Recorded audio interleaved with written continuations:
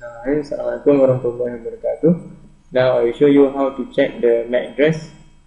First, go to the I don't know. Click here, open Network and Sharing Center. Then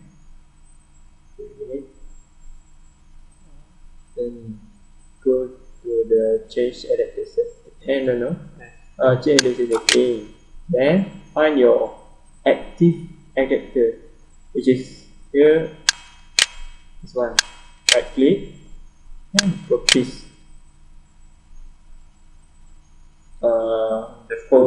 Put your cursor here and wait for me and 1 second. Then you will find your MAC address there. Okay, that's all. Thank you for watching. Assalamualaikum.